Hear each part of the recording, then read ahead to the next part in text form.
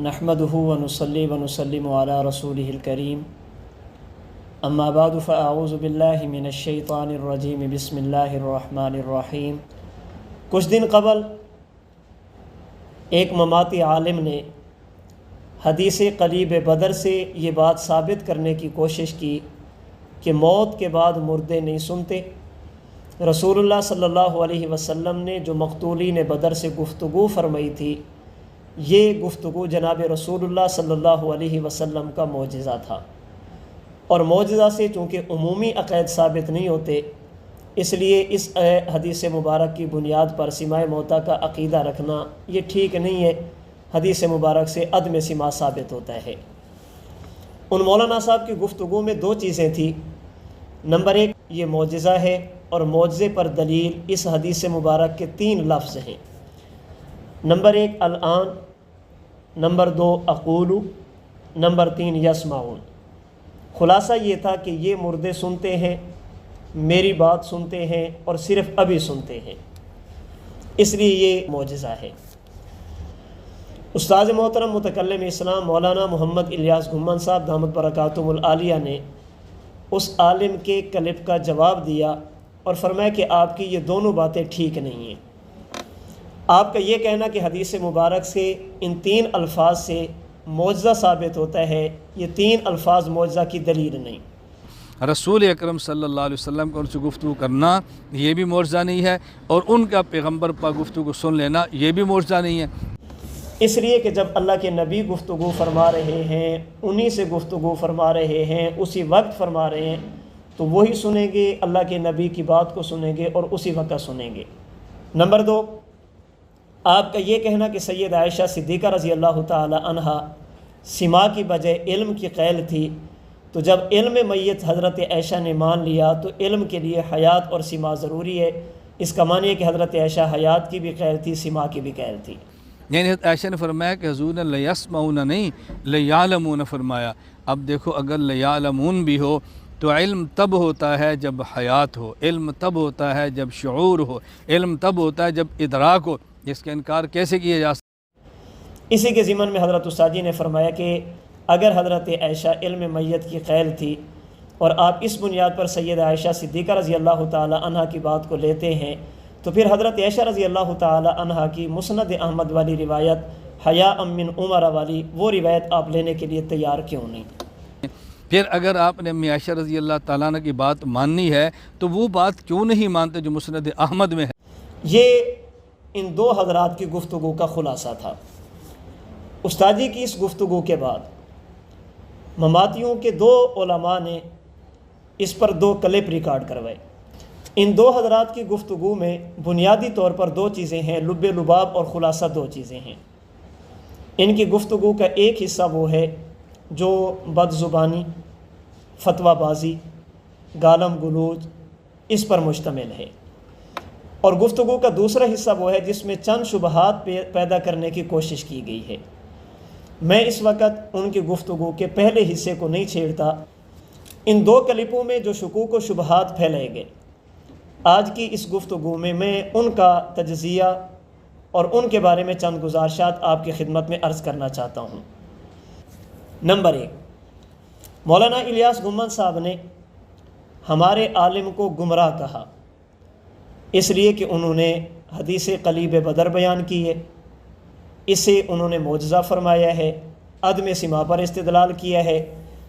अगर इस हदीस मुबारक को बयान करना और इसे मोजज़ा कहना गुमराही है, तो ये मोजज़ा आज हमारे आलिम नहीं कह रहे, बल्कि इससे पहले फ़लाँ फ़लाँ फ़लाँ उलमा हैं जो इसको मोजज़ा कह चुके हैं। अगर ये मसला बयान करना गुमराही है जैसा कि आपने कहा, तो इससे पहले इसी मकाम पे ये मसला फारूक आज़म बयान कर चुके। इस बारे में जवाब ये है कि हज़रत उस्ताद मोहतरम दामत बरकातुहुल आलिया ने जो गुमराही का फ़तवा लगाया है, ये हदीस मुबारक बयान करने पर नहीं लगाया। हज़रत उस्तादी दामत बरकातुहुल आलिया ने जो फ़तवा लगाया है वो उनके मजमूई अक़ैद और इस अक़ीदे के बारे में तर्ज़ अमल पर लगाया, इसलिए कि ये मौसूफ़ आलिम वो हैं जो हयात फ़िल क़ब्र की सही सूरत के मुनकिर हैं, सवाब व अज़ाब क़ब्र का इनकार करते हैं, نبی مکرم صلی اللہ علیہ وسلم کے روضہ اقدس پر پڑھے جانے والے صلاۃ و سلام کے سما کا انکار کرتے ہیں اور عام موتا کے سما کے قائلین کو کافر اور مشرک کہتے ہیں۔ حضرت استادی نے فرمایا کہ یہ عالم صاحب جو گفتگو فرما رہے ہیں یہ گمراہ ہیں، اور ان گمراہی کی وجہ یہ ہے جو میں نے عرض کر دی ہیں۔ محض اس حدیث مبارک کو معجزہ کہنا یا اس حدیث مبارک کو نقل کرنا، اس سے استدلال کرنا، یہ گمراہی نہیں ہے۔ اگر ایک فتویٰ وہ جو ہمارے اکابر علماء دیوبند نے لگایا ہے، ہمارے استاد محترم نے اس کو نقل کر دیا ہے، تو اس پر اتنا پریشان ہونے کی کیا ضرورت ہے؟ نمبر 2، مولانا موصوف جو وہاں پر تشریف لے گئے تھے، ان کا دعویٰ یہ تھا کہ حدیث مبارک کے یہ 3 لفظ دلیل ہیں کہ یہ معجزہ ہے۔ حضرت استاد محترم دامت برکاتہم العالیہ نے فرمایا کہ حدیث مبارک کے ان 3 الفاظ سے معجزہ ہونا ثابت نہیں ہوتا، چاہیے تو یہ تھا کہ آپ انہی 3 الفاظ پر بات کرتے کہ یہ 3 لفظ دلیل ہیں کہ معجزہ۔ آپ نے کہا کہ اس پر علماء نے استدلال کیا ہے۔ جب حدیث مبارک کا دعویٰ انہوں نے کیا، حضرت استادی دامت برکاتہم العالیہ نے ان کے دعوے کی نفی کی ہے، آپ علماء کو لے کر اس کا معنی یہ ہے کہ آپ مان گئے حدیث مبارک کے الفاظ میں یہ بات نہیں، ہاں علماء کے استدلال میں یہ بات ہے۔ جب بات حدیث مبارک کے الفاظ سے علماء کے استدلال کی طرف آ گئی، اب اس کا معنی یہ ہے کہ علماء کا استدلال ہے، حدیث مبارک کے الفاظ نہیں۔ اب اگر آپ کے پاس علماء موجود ہیں جو اس حدیث مبارک کو معجزہ کہتے ہیں،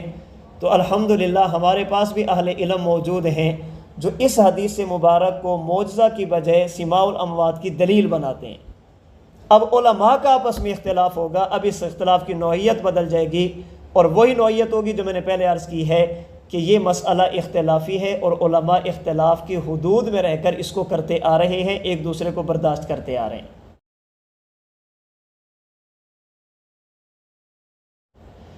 اچھا، یہاں یہ بات بھی قابل غور ہے کہ جو حضرات علماء کرام اس حدیث مبارک کو معجزہ کہتے ہیں، وہ قائلین سما پر کفر اور شرک کا فتویٰ نہیں لگاتے،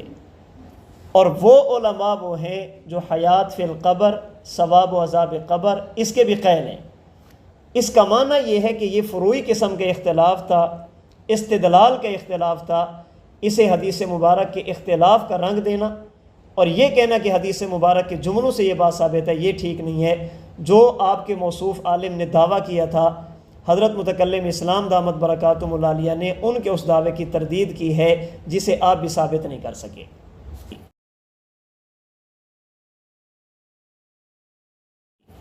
نمبر 3، تیسری بات انہوں نے یہ کی ہے کہ اس حدیث مبارک کی بنیاد پر امت کے علماء کی ایک تعداد ایسی ہے جو سماع موتا کی منکر ہے، سماع کا انکار کرتی ہے، اور سید عائشہ صدیقہ رضی اللہ تعالی عنہ کے استدلال کو بنیاد بنا کر ان کا عقیدہ بھی عدم سماع کا ہے۔ اگر انک لا تسمع الموتیٰ سے عدم سماع موتیٰ پر استدلال کرنے کا نام گمراہی ہے، تو حضرت عائشہ صدیقہ رضی اللہ تعالی عنہ وہ سب سے پہلے انک لا تسمع الموتیٰ سے عدم سماع میت پہ استدلال کر رہی ہیں۔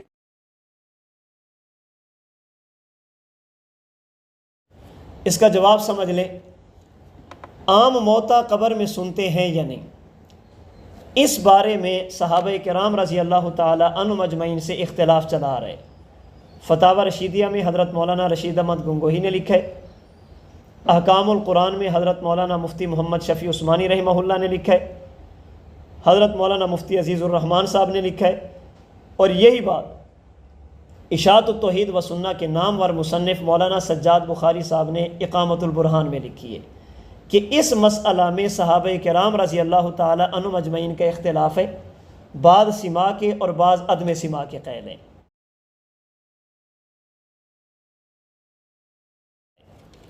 اور مزے کی بات یہ ہے کہ جو حضرات سماع موتا کا انکار کرنے والے ہیں، جن کی فہرست پیش کی جاتی ہے، وہ حیات فی القبر کے قائل ہیں، ثواب و عذاب میت کے قائل ہیں، قبر ثواب و عذاب قبر کے قائل ہیں، قبر کے اندر جزا اور سزا کے قائل ہیں، روح اور جسم کے تعلق کے قائل ہیں۔ نمبر 4، ان حضرات کا شبہ یہ ہے کہ سیدنا عمر بن خطاب رضی اللہ تعالی عنہ نے نبی کریم صلی اللہ علیہ وسلم کے سامنے سماع موتا کا انکار کیا، اس کا معنی ہے کہ حضرت عمر بن خطاب رضی اللہ تعالی عنہ سمجھتے تھے کہ مردے نہیں سنتے، آپ مردوں کے سما کے قائل نہیں تھے، تبھی تو آپ نے یہ بات کی ہے۔ ہم کہتے ہیں سبحانک ھذا بہتان عظیم،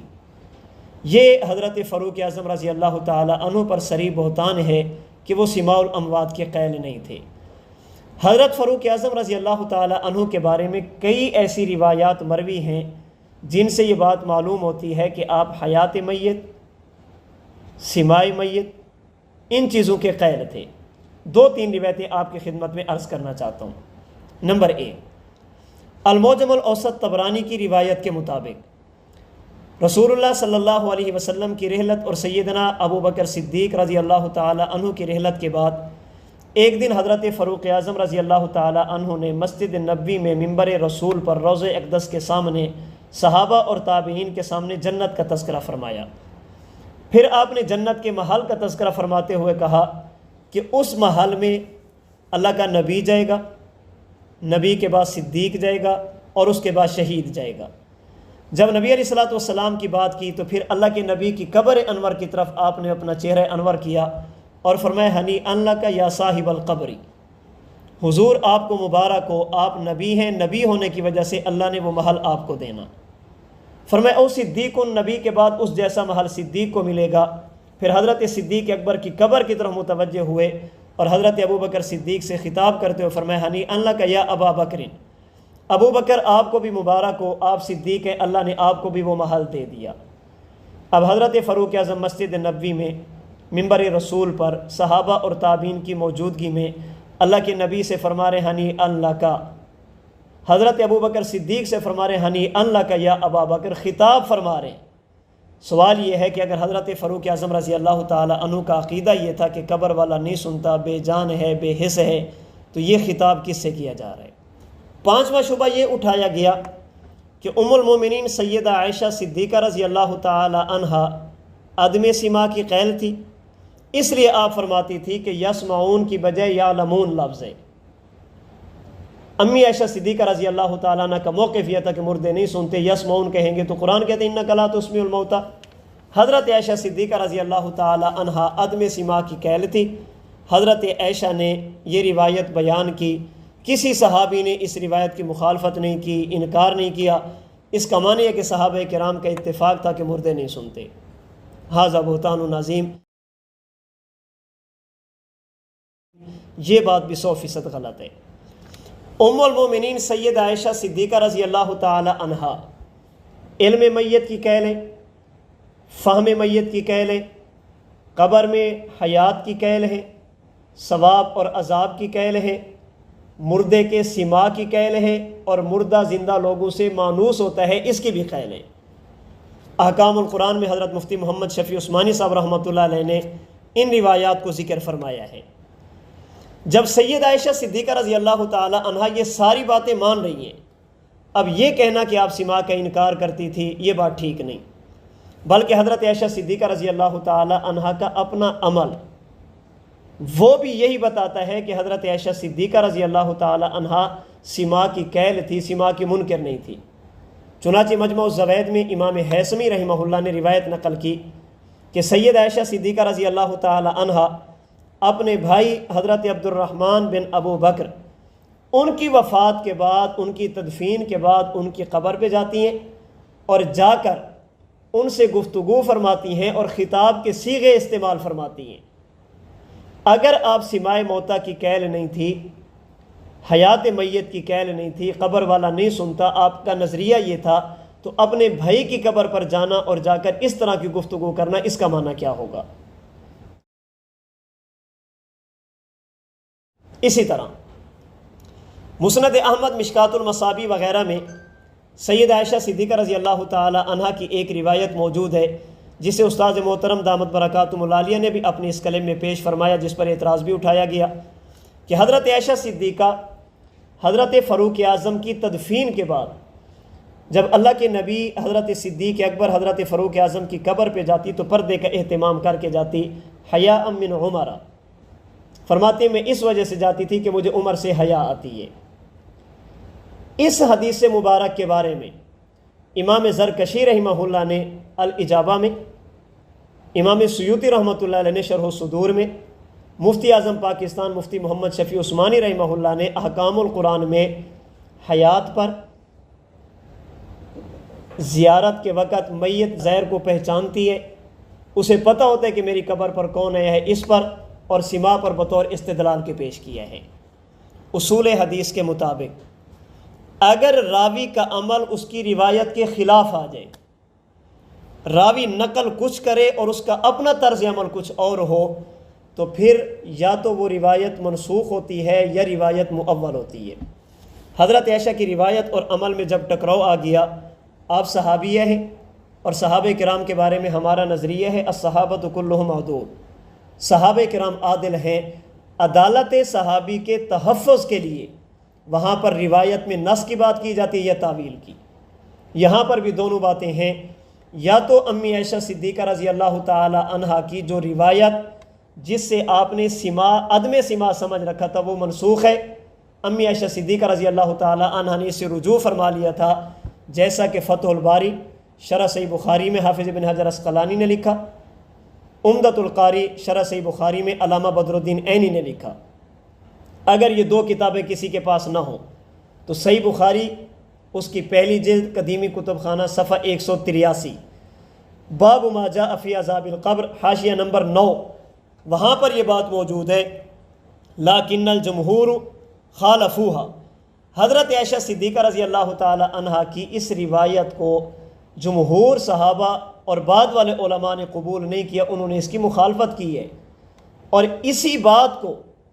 حافظ ابن حجر عسقلانی رحمۃ اللہ علیہ نے امی عائشہ صدیقہ رضی اللہ تعالی عنہا کے رجوع کی دلیل بنایا کہ امی عائشہ صدیقہ رضی اللہ تعالی عنہا کی چونکہ روایات اور عمل اس کے خلاف موجود ہے، اس کا معنی یہ کہ آپ نے اپنے پہلے موقف سے رجوع کر لیا تھا۔ اور یہی رجوع والی بات حضرت مولانا محمد ادریس صاحب کاندھلی رحمۃ اللہ علیہ نے سیرت المصطفیٰ میں بھی لکھی ہے۔ جیسے حضرت عائشہ صدیقہ رضی اللہ تعالی عنہا کی خدمت میں ایک یہودیہ عورت آتی ہے، گفتگو کے آخر میں وہ عذاب قبر کا تذکرہ کرتی ہے۔ حضرت عائشہ فرماتی قبر کا عذاب نہیں۔ نبی علیہ الصلوۃ والسلام کی خدمت میں جب حضرت عائشہ پوری کارگزاری پیش کرتی ہیں کہ عورت ہے، اس نے یہ بات کی، میں نے یہ کہا، اس نے عذاب قبر کی بات کی تو میں نے یہ کہا، نبی علیہ الصلوۃ والسلام نے فرمایا کہ عائشہ قبر میں تو عذاب ہوتا ہے۔ اب امی عائشہ صدیقہ رضی اللہ تعالی عنہا نے قبر کے عذاب والی روایات کو نقل کیا۔ جس طرح عذاب قبر والا عقیدہ علم میں نہیں تھا، آپ نے فرمایا کہ نہیں ہے، جب آ گیا تو فرمایا ہے۔ اسی طرح ممکن ہے کہ سما والا عقیدہ بھی آپ کے علم میں نہ ہو، آپ نے فرمایا کہ نہیں، جب آ گیا آپ نے دیکھ لیا کہ وہ صحابہ کرام جو میدان بدر میں جناب رسول اللہ صلی اللہ علیہ وسلم کے ساتھ ہیں وہ سما کی روایات نقل کرتے ہیں، تو آپ نے سما کا عقیدہ اختیار فرمایا۔ چھٹا شبہ، کہتے ہیں کہ مولانا محمد الیاس گھمن صاحب نے سماع الموتیٰ کو عقیدہ کہا، اور عقیدے کے ثبوت کے لیے نص قطعی ضروری ہوتی ہے۔ پھر آپ نے کہا فروعی صحیح، پھر آپ نے کہا کہ عام مردوں کے سماع کا عقیدہ جمہور اہل سنت کا عقیدہ ہے، آپ نے لفظ عقیدہ بولا۔ ہم کہتے ہیں اگر آپ نے عقائد کی کتابیں پڑھی ہوتی، شرح عقائد ہی دیکھ لیتے تو آپ کبھی اس غلطی کا ارتکاب نہ کرتے۔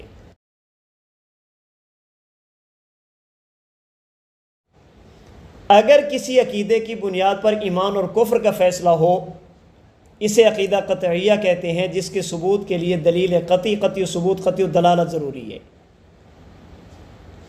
اگر کسی عقیدے کی بنیاد پر کفر اور ایمان نہیں، ہدایت اور ضلالت، گمراہی کو آپ کفر کی حد تک نہیں لے جاتے، مبتدع کی حد تک لے جاتے ہیں، اس کے ثبوت کے لیے پھر دلیل تھوڑی نیچے درجے کی ہوگی۔ اور اگر اختلاف کی نوعیت ایسی ہو کہ آپ وہاں پر ایمان اور کفر کی بات بھی نہیں کرتے، ضلالت اور ہدایت کی بات بھی نہیں کرتے، جیسا کہ اشاعرہ اور ماتریدیہ میں مسائل چلتے،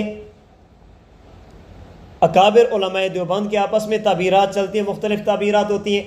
وہاں پر فتوی بازی نہیں ہوتی، تو وہاں پر صرف تعبیر کا فرق ہوتا ہے جسے نزاع لفظی کہا جاتا ہے، عقیدے کا فرق اور اختلاف نہیں ہوتا جسے نزاع حقیقی کہتے ہیں۔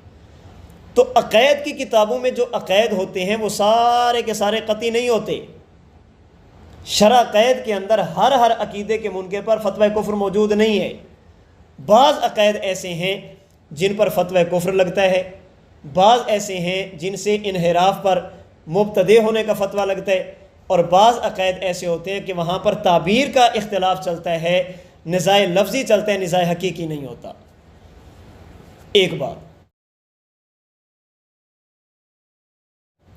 دوسری بات یہ ہے